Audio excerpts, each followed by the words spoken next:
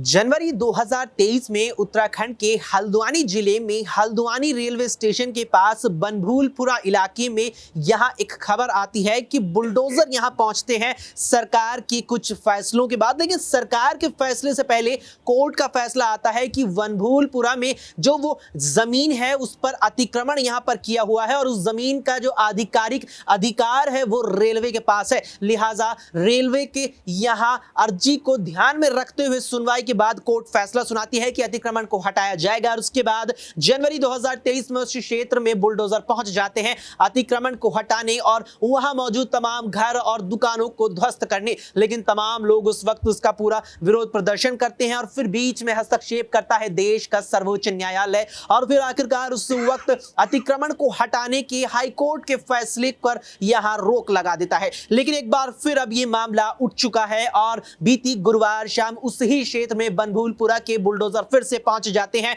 तमाम यहां संबंधित अधिकारी मौजूद होते हैं, पुलिस बल यहां भारी सुरक्षा के साथ यहां पहुंचता है। लेकिन परिणाम ये निकल कर आता है शुक्रवार सुबह तक कि क्षेत्र में भयावह हिंसा होती है। हिंसा में 100 से ज्यादा पुलिसकर्मी घायल होते हैं। इतनी ही संख्या में क्षेत्रवासी घायल होते हैं। करीब 7 से 8 लोगों के मरने की खबर आती है और हिंसा का स्तर इस कदर बढ़ जाता है कि मुख्यमंत्री पुष्कर सिंह धामी के द्वारा देखते ही उपद्रवियों को गोली मारने के आदेश दे दिए जाते हैं। लिहाजा इस पूरे मामले पर सियासत भी होनी ही थी और जब इस पूरे मामले पर सियासत होनी थी तो इस पूरे मामले को लेकर सवाल भी उठने ही थे और उन्हीं तमाम सवालों के जवाब इस पूरी पेशकश में जानने वाले हैं क्योंकि बात जरूरी है। नमस्कार, SPN 9 न्यूज आप देख रहे हैं, आपके साथ मैं हूं अक्षय अग्रवाल। अमन जी यहां हमारे साथ हमारे सहयोगी बात करेंगे अमन जी से इस मुद्दे पर। अमन जी, जिस तरीके से मामला अगर यहां पर कोर्ट के दृष्टिकोण से देखा जाए, सुनवाइयों के लिहाज से देखा जाए तो करीब 10 साल इस मामले को हो चुके, 10 साल से भी ऊपर का मामला नजर आता है। लेकिन अचानक से जिस तरीके से 2 दिन पहले ही उत्तराखंड विधानसभा में बिल पेश किया गया, UCC का अगले दिन उसे पास कर दिया गया, उससे अगले दिन यहां पर जो है यहां बुलडोजर पहुंच जाते हैं। जबकि UCC बिल को लेकर के ये बात लगातार कही जा रही है कि ये मुख्य रूप से इस बिल के माध्यम से, इस कानून के माध्यम से मुसलमानों को टारगेट किया जा रहा है। ऐसे में जिस क्षेत्र में बुलडोजर पहुंचते हैं उस क्षेत्र में यहां ज्यादा आबादी मुसलमानों की है। अब जिस तरीके से यहां हिंसा भड़कती है, क्या जानबूझकर के मुसलमानों को टारगेट किया जा रहा है चुनावों से पहले या विपक्ष के द्वारा ये एक एजेंडा तैयार किया जा रहा है कि सरकार यहां मुसलमानों को निशाना बना रही है?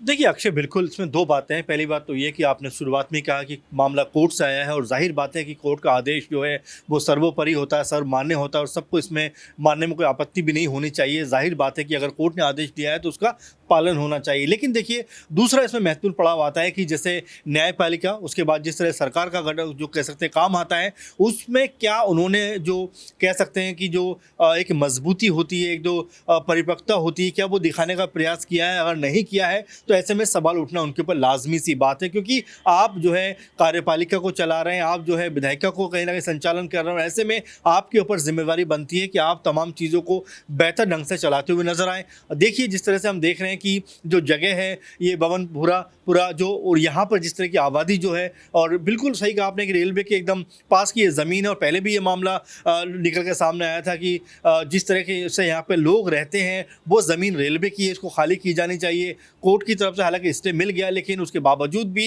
ये कहा गया कि कुछ समय के बाद इसको खाली करा लिया जाए। लेकिन अब ये मामला जिस तरह से है कि देखिए, एक तो जिस तरह से हम देख रहे हैं कि UCC का लागू होना, 2 दिन पहले UCC यहाँ पर लागू होता है, उसके ही अगले 1-2 दिन के अंदर जो है इस तरह का अतिक्रमण हटाने को टीम पहुंच जाती है, वो भी आधी अधूरी तैयारी के साथ में। क्योंकि देखिए वो जो पूरा का पूरा कह सकते हैं इलाका है, वहाँ पर जो खासकर मुस्लिम समुदाय के लोग रहते हैं और देखिए उनके इमोशन कहीं ना कहीं इसको लेकर ज़रूर होंगे कि उनके सामने अगर आप इस तरह से जो है चीज़ों को करते हुए नजर आएंगे तो वो वाकई में कहीं ना कहीं फ़र्क डालता है। और हमने देखा भी शुरुआत में बहुत सारी मुस्लिम महिलाएं निकल कर सामने आती हैं, विरोध करती हैं, और वहाँ पर ऐसा नहीं है कि बहुत सारे मुस्लिम जो युवक हैं, जो लोग हैं, वो भी उनको संभालते हुए नजर आते हैं कि नहीं ये सरकारी आदेश है, इसको आप मानिए।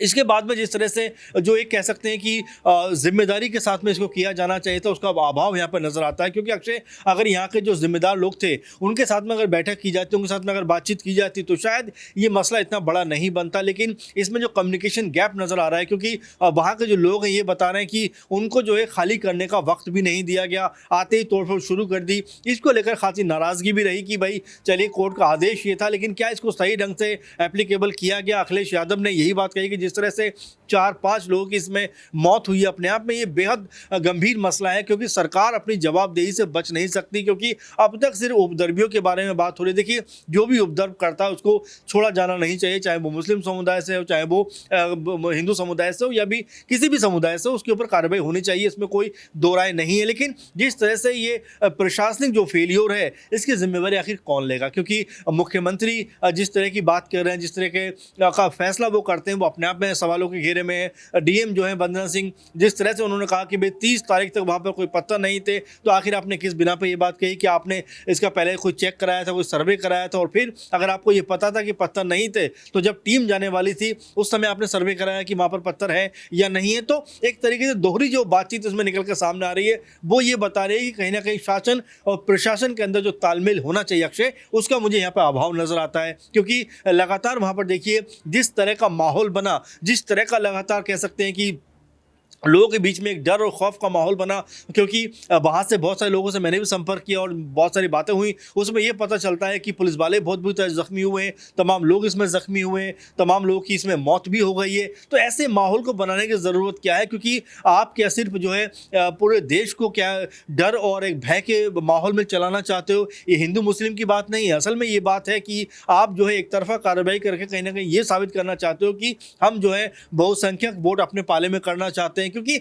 आपके जो कार्यवाही, आपकी जो गतिविधि अक्षय, उससे साफ तौर से लगता है कि आपने अपना मन साफ करके ये कार्रवाई नहीं की, जिससे कि पूरे का पूरा ये जो माहौल था ये बिगड़ने में चंद वक्त लगा, और इसके बाद देखिए 5-6 वहाँ पर मौत हो जाती है, सैकड़ों की तादाद में लोग घायल हो जाते हैं, और कितनी प्रॉपर्टी वहाँ पर जला दी जाती है। इन सब का आखिर जिम्मेदार कौन है? वाकई में यहाँ पर इन सब का जिम्मेदार कौन है, लगातार सवाल उठ रहे हैं। लेकिन अमन जी, जिस तरीके से बात चल रही है, तमाम चीजें निकल करके सामने आ रही है, 7 से 8 लोगों की आधिकारिक मौत की यहाँ पर पुष्टि की गई है। अब इसमें शायद हो सकता है कि जो घायलों की संख्या जब इतनी ज्यादा बताई जा रही है, उसके आधार पर देखा जाए तो यहाँ पर मृत्यु की पुष्टि शायद ज्यादा बढ़ जाए, यहाँ पर ये जो संख्या ये भी बढ़ सकती है। लेकिन यहाँ पर ये चीज निकल के जो सामने आई कि जब यहाँ पर बुलडोजर पहुंचे, साथ ही साथ यहाँ पर संबंधित अधिकारी पहुंचे, पुलिस बल पहुंचा, साथ में कुछ हद तक उनके साथ सुरक्षा बल भी तैनात था, लेकिन जब यहां पर हिंसा भड़की, हिंसा ने जब यहां पर पुलिस वालों पर यहां एक प्रकार से आक्रमण शुरू किया, हमलन पर शुरू किया, तो खबरें ये तक आई यहां पर कि पुलिस थाने तक को जला दिया गया। जब भीड़ यहां पर उपद्रव हुई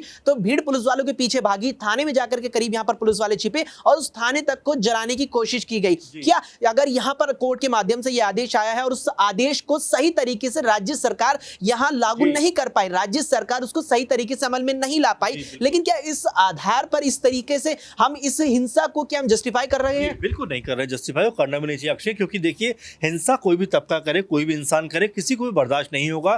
क्योंकि जहां पर ये हिंसा हुई, आप जाकर उनसे पूछिए, परिवार से पूछिए कि वहां पर अभी भी डर और दहशत का माहौल होगा, तो कोई भी इस तरह की हिंसा को सपोर्ट नहीं करेगा और ना ही इसको किया जाना चाहिए। एक बात। दूसरी बात, अगर आप देखें कि आपने जो बात कही कि सरकार को बेहतर ढंग से इसको एप्लीकेबल कराना चाहिए, तो क्योंकि जिम्मेदारी उनके ऊपर है कि अगर कोर्ट से कोई आदेश आया तो सरकार कैसे उसको बेहतर ढंग से लोगों के, मैंने वही कहा शुरू में कि कम्युनिकेशन के जरिए आप देखिए कम्युनिकेशन गैप नहीं कर सकते, क्योंकि आप सरकार में हो, आप हिंदू के भी आप सीएम हो, आप मुस्लिम के भी सीएम हो, आप सिख के भी सीएम हो, क्रिश्चियन के भी आप सीएम हो, आप कोई जातिगत जो है भेद नहीं कर सकते। लेकिन देखिए एक इस घटना के बाद से पूरे देश का आप माहौल देखिए, डर और खौफ का माहौल है। आप यूपी की बात करिए, वहाँ पर जो सीएम है उन्होंने योगी, उन्होंने पूरा हाई अलर्ट कर दिया एक तरह यूपी को, और जो बॉर्डर है वो सील कर दिए, जो भी वाहन आ रहे हैं पूरी तरह चेकिंग हो रही है। तो आप ये समझिए कि कहीं ये उत्तराखंड की जो आग है कहीं आगे ना फैलती हुई नजर आए। आपने आज देखा जो तौकीर रजा हैं बरेली में, वो प्रदर्शन करते हैं, तो वो भी कहीं ना कहीं हल्द्वानी का नाम लेते हैं। तो ये माहौल आगे ना बढ़े, उसकी जिम्मेदारी की मैं बात कर रहा हूँ। कम से कम सरकारों को ये होना चाहिए, देखिए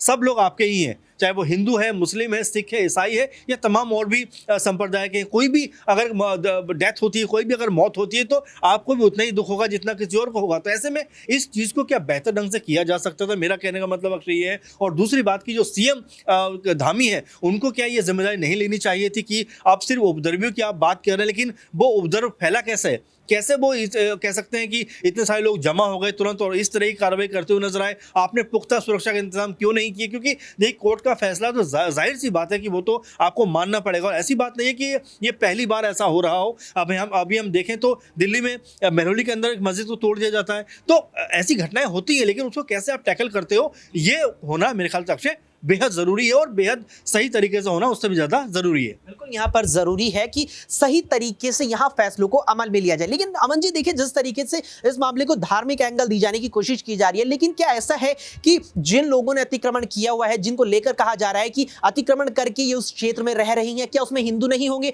जिन पुलिस वालों पर हमला हुआ है, क्या उन पुलिस वालों में मुसलमान नहीं होंगे? उन्होंने अपनी जिम्मेदारी अदा की है, तो उन्होंने भी कहीं ना कहीं अपना बचाव करने की कोशिश की। लेकिन क्या इसे पीछे से कोई और रेगुलेट कर रहा है? क्या इसमें समाज के अराजकत्व तत्व शामिल हो गए हैं? बिल्कुल, आपने महत्वपूर्ण बात कही अक्षय, क्योंकि अगर आप देखें कि इस पूरे के पूरे मामले में जहां तक मुझे पता है और जहां तक मैंने सुना है इसके बारे में लोगों से बात करके, कि कम से कम 3 से 4 मंदिर भी वहां पर, ऐसा नहीं है कि सिर्फ मस्जिद की बात कर सकते हैं, हम सिर्फ मदरसे की बात कर सकते हैं। देखिए, ये देश है और देश में लोग मिलजुल कर रहते हैं, और यहाँ पर एक गली में अगर मुस्लिम रहते हैं, दूसरी गली में आपको हिंदू मिल जाएंगे। इसका मतलब ये नहीं आप कह सकते कि एक अगर क्षेत्र है तो वहां पर सारे मुस्लिम ही है, या तो लोगों को पता नहीं है या उसके बारे में जानना नहीं चाहते। तो ये धार्मिक रंग देना पहली बात तो बंद करिए। दूसरी बात ये है कि देखिए, अगर ऐसी कोई चीज़ होती भी है तो मैं तो ये कहूँगा कि शासन प्रशासन को वहाँ पर जाना चाहिए, लोगों से बात करना चाहिए सर्वप्रथम, और दूसरी बात कि लोगों को अपने कह सकते हैं कॉन्फिडेंस में लेने के बाद इस तरह की चीज़ों को अंजाम दिया जाना चाहिए, ताकि कोई भी जो अराजक तत्व है, आपने सही कहा कि ऐसी गतिविधि को जो है अंजाम ना दे सके। आप कैसे मान सकते हैं कि इसमें जो शामिल लोग थे वो वही के होंगे? हो सकता है कुछ और लोग उसमें शामिल हो गए। तो ऐसे में जो शासन प्रशासन है उसकी जिम्मेदारी बढ़ जाती है। यही बात मैं कह रहा हूँ कि ऐसी चीज़ों के लिए लापरवाही का जरा सा ही मौका नहीं देना चाहिए, क्योंकि ऐसी लापरवाही होती है तो ये दंगे भड़कते हुए देर नहीं लगती, और इसमें वो लोग अपनी जान से हाथ धो बैठते हैं, अपने परिवार को खो देते हैं जिनका इसमें कोई कसूर होता नहीं। अक्षय, निश्चित तौर पर यही चीज निकल के आ रही है कि युद्ध को लेकर के जब ऐतिहासिक कालों में युद्ध हुआ करता था, ये बात जरूर कही जाती थी कि युद्ध में जीते चाहे कोई भी पक्ष, लेकिन हताहत दोनों पक्ष के लोग होते हैं, मौतें दोनों तरफ होती है। ऐसे में अब जो ये हिंसा भड़की, हिंसा में 6 से 8 लोगों के मरने की खबर है, करीब 300 लोग घायल है, इसमें सुरक्षा कर्मी भी शामिल है, इसमें वहां रहने वाले लोग भी शामिल हैं। तो निश्चित तौर पर जिन लोगों को लेकर कहा जा रहा है कि ये अतिक्रमण कर रह रहे हैं, उसमें निश्चित तौर पर हिंदू भी शामिल है, अतिक्रमण वालों में उसमें अन्य धर्म के लोग भी शामिल है। तो यहाँ सुरक्षा कर्मियों में अन्य समाज, अन्य धर्म के लोग भी शामिल है, जो केवल अपनी यहाँ पर ड्यूटी को अदा कर रहे थे। लेकिन क्या इस मामले को अब धार्मिक एंगल देख करके और भी लोग इसे अपने चुनावी फायदे के लिए इस्तेमाल करने वाले हैं? और क्या इस मामले में अब यहाँ अराजक तत्व शामिल होकर इसे समाज के खिलाफ एक सांप्रदायिक यहाँ पर तनाव और ज्यादा पैदा करने की कोशिश में जुट गए हैं? क्या कुछ इस पर आपकी राय है? हमें कमेंट बॉक्स में कमेंट करके जरूर बताएं। फिलहाल के इस पेशकश में इतना ही। देश और दुनिया की तमाम खबरों के लिए आप देखते रहें SPN 9 न्यूज।